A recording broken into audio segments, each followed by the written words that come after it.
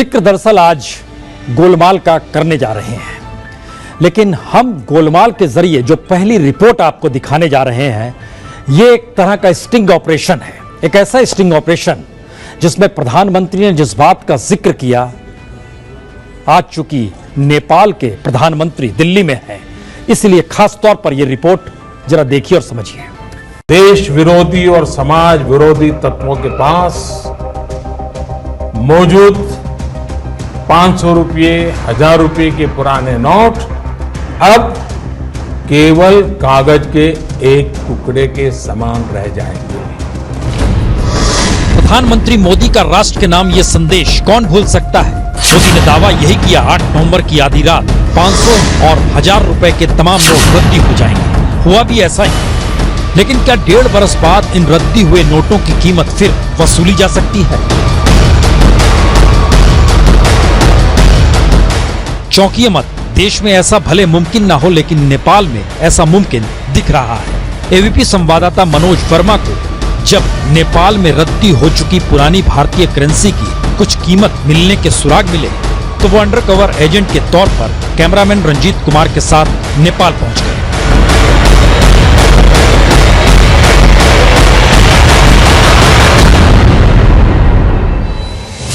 इधर उधर घूमते लोगों से मिलते मिलाते अपनी पड़ताल को अंजाम तक पहुंचाने की कोशिश करते मनोज यूपी के महाराजगंज से सबसे नजदीकी पड़ोसी भैरवा के इस कैसीनो में पहुंचे।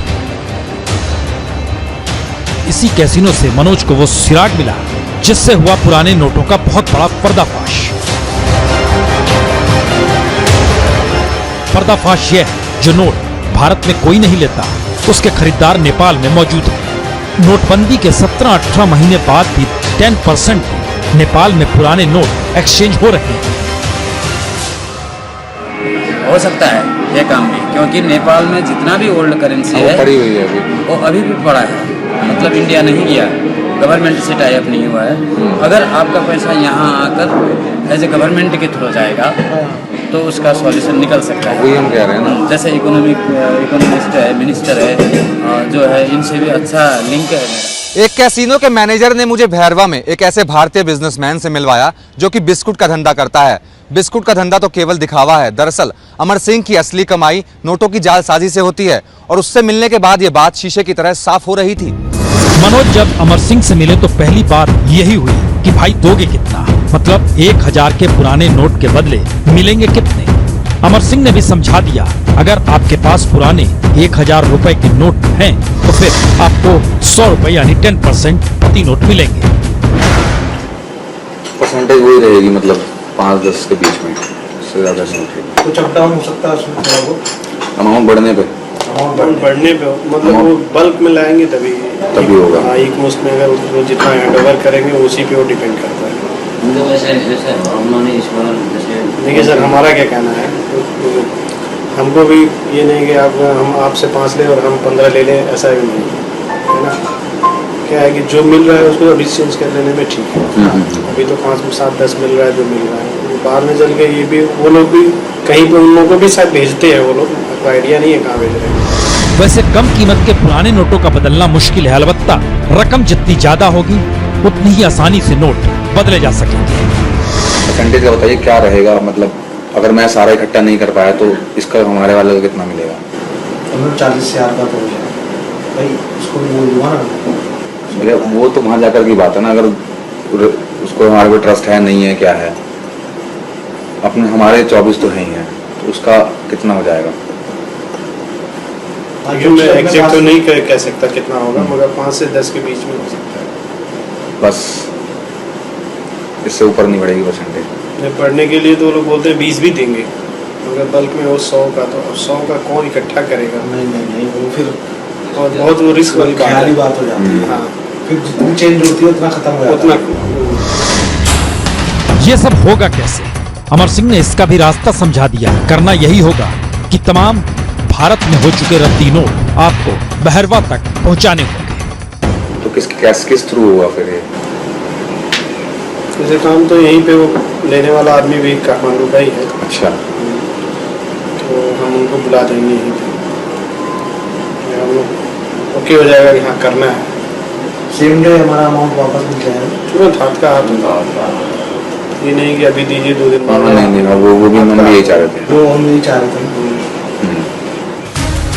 इतनी बातचीत के बाद मनोज इस नतीजे पर पहुंचे कि पुराने नोट नेपाल जाकर नए नोट में बदले जा सकते हैं, लेकिन ये होगा नेपाल के बैंक के जरिए। दरअसल नेपाल के बैंकों में 950 करोड़ रुपए से ज्यादा की पुरानी भारतीय करेंसी जमा है। नेपाल का दावा है कि पिछले साल मार्च में भारतीय रिजर्व बैंक इस बात पर सहमत हुआ था कि हर नेपाली 4500 रुपए की पुरानी करेंसी नेपाल के बैंकों में बदल सकता है।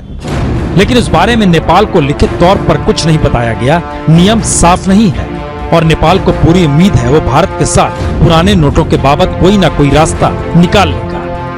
लेकिन तत्काल रास्ता न निकला तो सवाल 3 है। पहला, भारत के पुराने नोट नेपाल जा रहे हैं, जाते रहेंगे। दूसरा, रद्दी नोट से कमाई नेपाल में दलाल करते रहेंगे।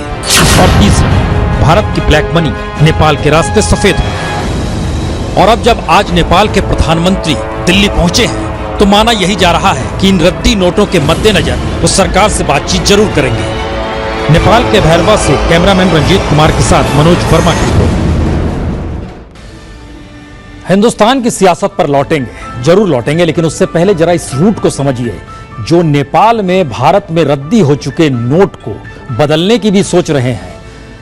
देख लीजिए।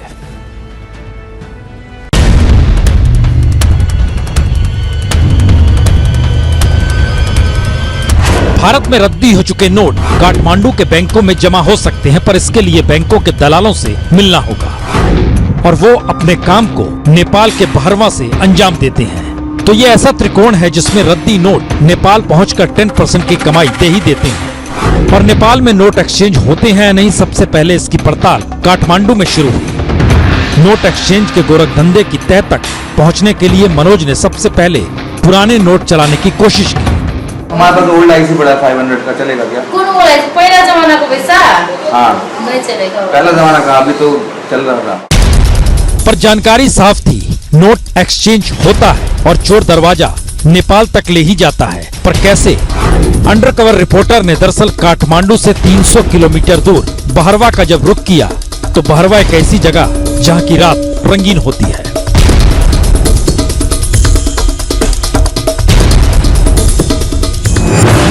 भैरवा में ही बिजनेसमैन की खाल में नोटों की दलाली करने वाले अमर सिंह से मुलाकात हुई और अमर सिंह ने जिस कॉन्फिडेंस से करोड़ों की रद्दी यानी भारतीय नोट बदलने का भरोसा दिलाया, उसके बाद ही यह जानकारी निकल कर आई कि आखिर किस तरीके से नेपाल के बैंकों में अभी भी भारत के रद्दी नोट जमा हो रहे हैं। क्योंकि होगा तो बैंक के थ्रू ही चेंज होगा। तो देखिए, बैंक का इशू क्या है कि इंडिया गवर्नमेंट ने बोला है कि नेपाल गवर्नमेंट को लीगली हमने जितना पैसा आपको दिया है ऑन पेपर उतना ही पैसा एक्सचेंज करेंगे। यहाँ की गवर्नमेंट कह रही है कि नहीं, मेरे मार्केट में तो बहुत पैसा है। हाँ, क्योंकि लोग टूरिस्ट है, इतना आता है, वो तो यहाँ पूरा चलता ही है नोट। तो सच यहीं से खुला कि नेपाल में भारत के रद्दी नोट भी एक्सचेंज होते हैं, क्योंकि नेपाल को लगता है नेपाल सेंट्रल बैंक में जमा 950 करोड़ का एक्सचेंज करने पर भारत सहमति दे देगा। और इस बाबत आज दिल्ली पहुंचे नेपाल के प्रधानमंत्री भारत के प्रधानमंत्री मोदी से बातचीत भी करेंगे और इस बात का जिक्र ओली काठमांडू में कहकर आए हैं। नेपाल के भैरवा से कैमरामैन रंजीत कुमार के साथ मनोज वर्मा की रिपोर्ट। तो सवाल यह नहीं कि आपके पास रद्दी भरे नोट है, आप नेपाल चले जाइए। सवाल यह भी है कि भारत सरकार क्या 950 करोड़ से इतर, जिसका जिक्र पहले नेपाल की तरफ से किया गया था, उससे इतर कोई सहमति भी बनाएगी या नहीं बनाना चाहिए। उस वक्त जो बात नहीं कही जाती थी अब खुलकर कही जाती है, इसका जिक्र जरूर होगा, सुनाएंगे भी जरूर आपको, क्योंकि आरक्षण का जिक्र उस समय नहीं होता था, अब किया जा रहा है। 38 बरस पहले अटल बिहारी वाजपेयी मुंबई में भाषण दे रहे थे। उस भाषण में गांधीयन सोशलिज्म का जिक्र था, नेहरू का जिक्र था, विपक्ष और सत्ता दोनों के बीच तालमेल का जिक्र था। आपातकाल को लेकर इंदिरा गांधी निशाने पर थी, लेकिन तारीफ भी थी 1971 के मद्देनजर। लेकिन आज बीजेपी अध्यक्ष भाषण दे रहे थे, सुन लीजिए कैसे हालात हैं। 2019 का काउंटडाउन शुरू हो चुका है। सारा विपक्ष आह्वान करता है एकत्रित आओ, एकत्रित आओ, एकत्रित आओ। मैंने एक वार्ता सुनी थी जब बहुत बड़ी बाढ़ आती है, सारे वृक्ष, पेड़, पौधे पानी में बह जाता है, एक वट वृक्ष अकेला बच जाता है, तो सांप भी उस वट वृक्ष पर चढ़ जाता है, नेवला भी चढ़ जाता है, बिल्ली भी चढ़ जाती है, कुत्ता भी चढ़ जाता है, चीता भी चढ़ जाता है, शेर भी चढ़ जाता है, क्योंकि नीचे पानी का डर है, इसलिए सब एक ही वृक्ष पर इकट्ठा होते हैं। नीचे पानी का डर है, और इसकी अगली लाइन थी, ये मोदी की लहर है। दोस्तों, अगर आपने अभी तक हमारे चैनल को सब्सक्राइब नहीं किया है तो सब्सक्राइब करें और लाइक बटन पर क्लिक करके हमारा हौसला बढ़ाएं, ताकि हम आपके लिए और बेहतर जानकारी लाते रहें। Do like, share and subscribe Fox News India, news beyond politics.